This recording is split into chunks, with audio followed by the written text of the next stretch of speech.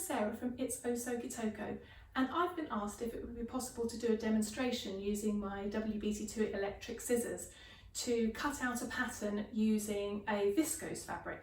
So I thought I'd cut out the Ogden cami today, and first of all I'd just like to show you how I divide up my pattern to make it really easy to chop out later. So I've just given it a quick iron, because obviously it came folded, and literally I get hold of my scissors and I just whip along and I take it straight down into sort of smaller chunks of pattern.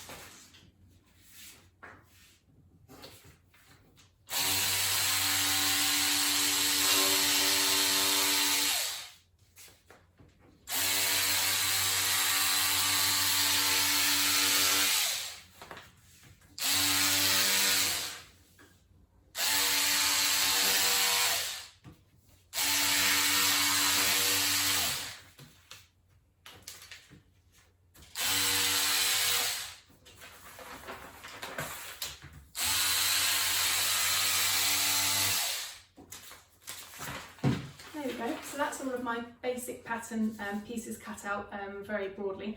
What I'm going to do now is just highlight my size, and then I will be back and show you what it looks like when I'm cutting out on top of the fabric.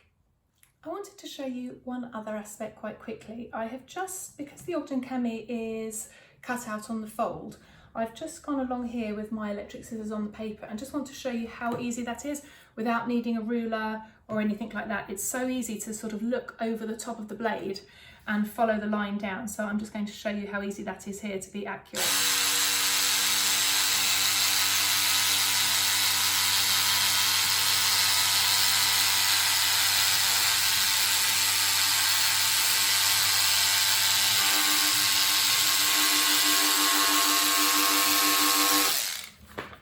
There we go. As you can see, that's really, really accurate there. Okay, so I've now cut out my actual pattern pieces. Some I have cut out exactly to the shape of the pattern, like this one, and other bits I have left with a border on, so I can show you how you can cut out your pattern at the same time as cutting out your fabric. As you can see, this is a really, really thin, flimsy viscose fabric. So I thought I would just show you, and also when it comes to doing sort of like little pieces like this that are very, very straight, I don't know if that's actually showing up on the camera, I'll just tweak that and get that in for you. These bits here, I do still tend to do these with a rotary cutter when they're going to be straps, because they're just so easy to do with a rotary cutter. I wouldn't really bother trying to pin all of this in and do it. I can do it, it's not a problem, but it does obviously lift the fabric a bit. And when you've got something so direct and straight as this, I do tend to find that it's a bit easier to just go the traditional rotary cutter route. I do also use pattern weights if I'm going to go round straight away with the electric scissors. So I pop those on there, which is also great because you're not having to worry about putting pins through any delicate fabrics. And this one's on the fold, so hence why I've got all of the easy clips there. So when you come to do this, off we go. I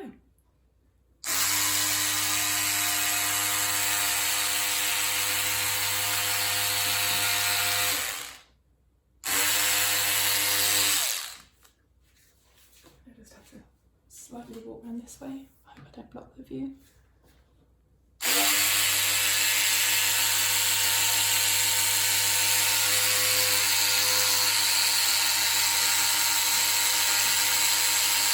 I tend to just hold my finger there so that I don't lose the definition in there. So just make sure that the pattern, the fabric actually comes out exactly the same as the paper pattern.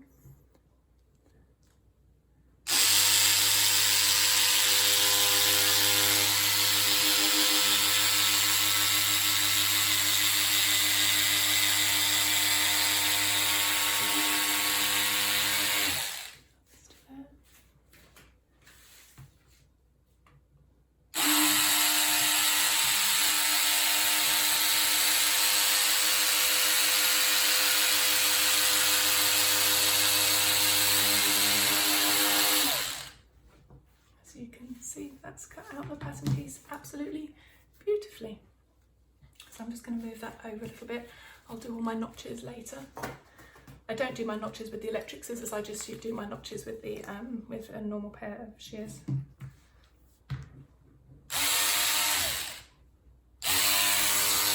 Let's get the fabric out of the way so I can bring this in so you can see it.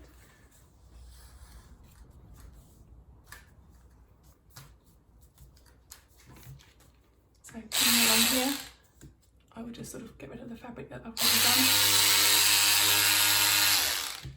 Put a few pattern weights down just to make sure that I keep everything nice and even. And then I'll come in here.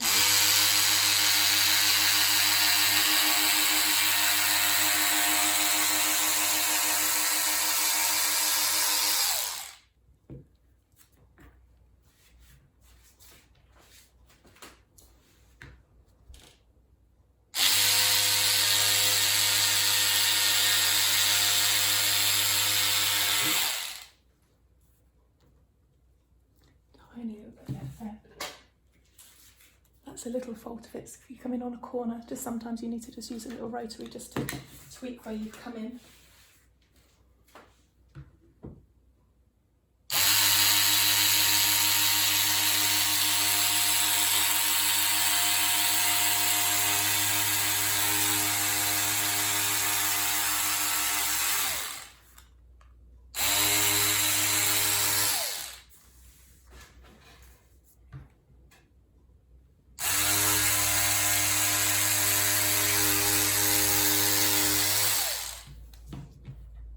And if you have found a tool when you sort of get to the end of your cutting out that there's a very small area, again, I'll just go in with my rotary cutter and just do a really, really, really minor tweak like that, just to make sure everything's absolutely perfect. Then I also wanted to show you how easy it is to actually cut out your pattern and your fabric at the same time. So again, I sort of make sure the fabric's all smooth underneath, and that isn't. Feel a little lump in there, and I do it like this. You can pin this all as well. I just tend to find that pattern weights work absolutely fine, and it does tend to get, it's a lot more sturdy when you actually cut the paper out at the same time as well.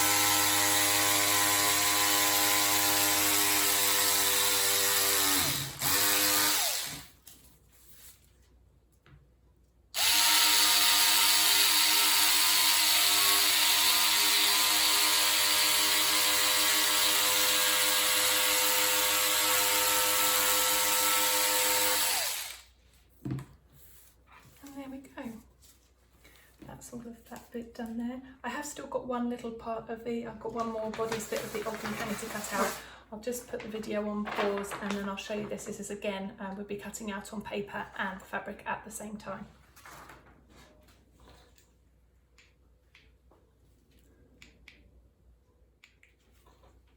Okay, so I'm now ready to cut out the back piece of the ogden candy pattern. This is cutting out the paper pattern at the same time as cutting out the fabric.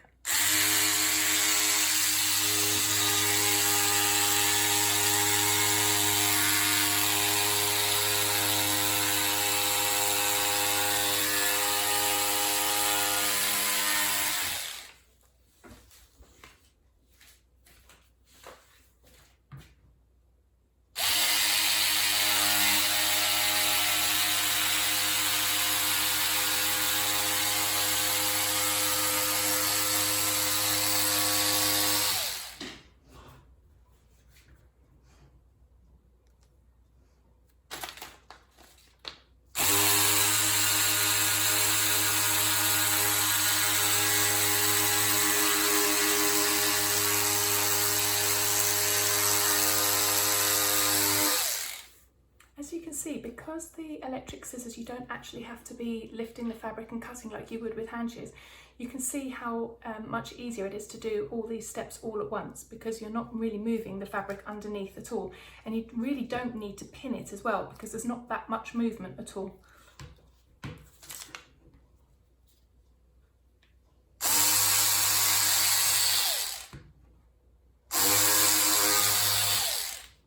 I missed the fabric on that bit and just put it under the paper.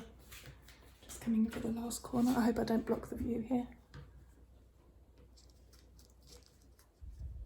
Just want to make sure I've kept that nice and straight.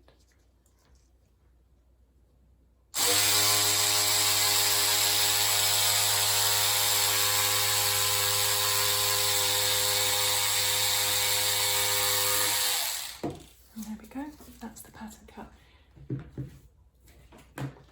As you can see, there is a tiny little bit on this corner that I found hard to get into. To be honest, if I had actually not been trying to video it, I think I could have had the cutters at a slightly different angle, but I'm trying to show you at the same time. But anywhere at all that you haven't quite got it perfect, just go in with a little rotary cutter and then you can just snip those little bits out. But obviously that's not going to put anywhere near as much pressure on your wrist, just using a rotary cutter to fix any really slight little problems. I then go in with my normal shears and I mark all of my notches. So I mark those here. And that's those done. And also mark my fabric here. That's my 12, so I love to use these fusion pens to at least put the mark on the fabric, and then I will put something longer lasting on those to make sure that they don't fade later. Obviously if I press them, then I just sort of make sure that that's there, and I give that good marking on the other side as well. There we go, and then I can put this away and I can show you how well it's cut out the pattern piece.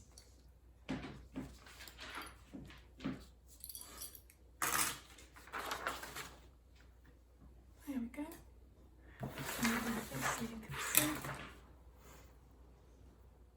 There you are. And that's my back piece to my Walton cami, cut out in really fluid viscose fabric.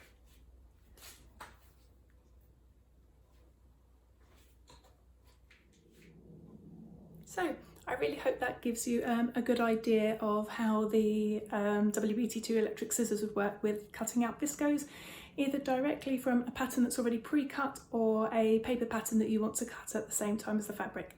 Many thanks for watching. Bye!